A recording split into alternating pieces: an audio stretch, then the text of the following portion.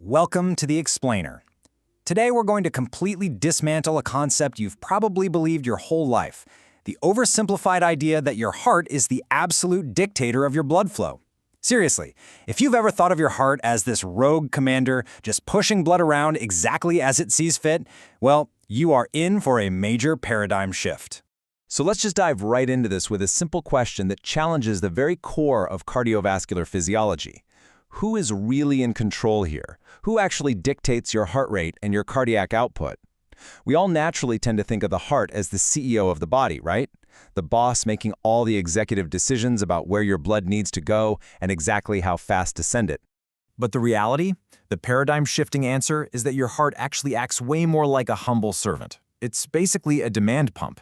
It doesn't dictate the terms at all, it just responds to them. But hey, before we get to the macro scale of how your entire body literally bosses your heart around, we need to understand the micro scale. Section 1. The Rhythm Controllers.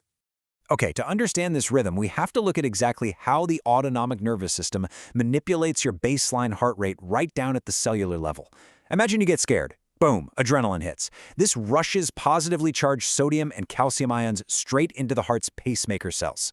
Because these positive ions flood in so fast, the cell hits its firing threshold incredibly rapidly, and suddenly you've got a faster heart rate. On the flip side, acetylcholine hits the brakes. It creates an inhibitory effect by increasing the conductance for potassium. Now, potassium naturally wants to leak out of the cell, and it takes its positive charge with it. This hyperpolarizes the cell, meaning it takes much longer to fire. The result? A slower heart rate. Now, in clinical medicine, we actually have formal categories for these effects. Anytime we talk about changes in the heart's rate or automaticity, we call that chronotropy.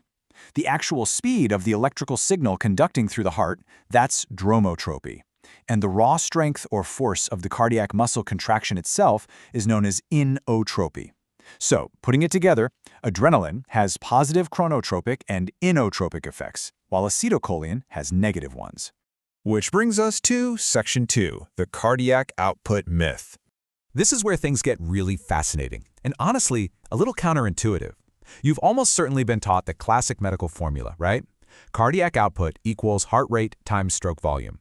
Looking at that math, it leads to a super obvious assumption. Does a faster heart automatically equal more output? Like if your sympathetic nervous system revs up your heart rate, does more blood just automatically circulate through your body? Well, the surprising reality, and this is heavily highlighted in advanced medical examiner reports from our sources, is absolutely no. Simply increasing the heart cycles doesn't guarantee more blood flow at all. If there is no increased preload, meaning if there isn't actually more blood coming back to the heart, then spinning that pump faster accomplishes literally nothing. The absolutely crucial point to grasp here is that if the heart tries to pump faster and push more blood out, but there's inadequate venous blood returning to the right side of the heart to support it, the intravascular pressure drops right below the extravascular pressure. And when that happens, the venous tubes literally collapse. Forward flow is physically limited. You simply cannot pump what you do not have. Section 3, tissues drive the fart. So this reveals who is actually in the driver's seat. It's your tissues. This all happens through a brilliant process called flow-metabolism coupling. Let's walk through it. First, you start exercising. Your tissues consume more oxygen and basically start starving for it.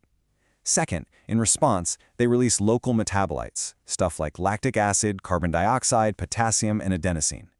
Third, those metabolites act as a signal to trigger local vasodilation, which drastically drops the local vascular resistance in that area. Finally, because that resistance just dropped off a cliff, blood rapidly rushes right through those tissue beds and dumps straight back into the venous side of the circulation, heading fast back to the heart. Our source material points out that this leads to an incredible realization. Your total cardiac output is essentially just the sum of all your individual tissue and organ blood flows at any given exact moment. There's a fascinating experiment that proved this. Researchers opened up an artificial connection, an AV fistula, in a circulatory circuit to let blood bypass resistance. The amount of extra flow that rushed through that single fistula perfectly matched the exact amount that the total cardiac output increased by. The heart didn't consciously decide to pump more, it simply permitted the extra blood returning from the tissues to pass right on through. Moving to Section 4, the Frank-Starling Law. Now that your tissues have dilated and sent all this massive extra blood rushing back, how does the heart actually handle it? It's governed by the Frank-Starling mechanism. This is an incredibly elegant, built-in auto-regulation system where increased venous filling, so more blood pouring into those heart chambers, directly stretches the cardiac muscle. Remember, the heart is a permissive organ. It accommodates whatever the body gives it. The sources use a totally perfect analogy for this. Think of it exactly like a rubber band. If you stretch a rubber band just a little bit, it snaps back pretty gently, right? But if those starving tissues force a massive volume of blood back into the ventricles, the heart muscle stretches significantly more. And as a result, it snaps back with tremendously greater force. This more forceful contraction naturally ejects a much larger stroke volume, and boom, that is what increases your overall cardiac output. To maximize this stretch, which in the clinic we call preload, our body actually has a few pretty clever tricks up its sleeve to increase the mean systemic filling pressure. First off, we can increase our total blood volume. Long-term, hormones like anti-diuretic hormone and aldosterone tell the kidneys to retain fluid. Second, we use venomotor tone, where the sympathetic nervous system literally squeezes the highly compliant veins. And third, we mobilize blood from visceral reservoirs. When you exercise, your body will actually vasoconstrict the blood vessels in your liver, your spleen, and your skin, physically squeezing that sequestered resting blood out of those reservoirs and right into the main circulating volume to hustle it back to the heart. Section 5. The big cardiovascular picture. Let's pull back for a second and look at the actual plumbing that makes this whole system possible. It is fascinating to note that your arterioles, the vessels we usually associate with systemic resistance and blood pressure, they only hold about 3% of your total blood volume. Crazy, right? Just 3%. Because they hold so incredibly little blood, when they constrict, sure, they raise your blood pressure, but they don't actually change the mean systemic filling pressure or the overall circulating volume much at all. The true heavy lifters here are the veins. Because veins are highly compliant capacitance vessels, they hold the vast, vast majority of your blood. Therefore, any changes in venous resistance or venomotor tone profoundly dictate how much blood gets backlogged in the system versus how much is eagerly sent forward to stretch that heart muscle. Looking at the overall schematic of the heart, we finally get to appreciate the real truth here.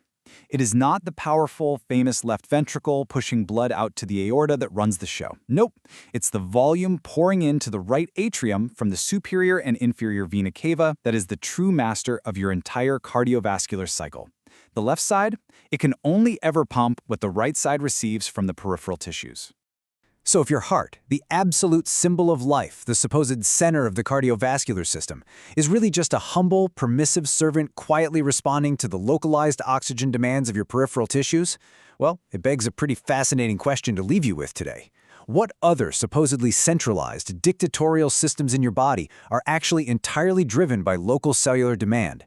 What else in you is working from the bottom up rather than the top down? Thank you so much for joining me on this explainer, and hey, keep questioning the core mechanics of how you operate.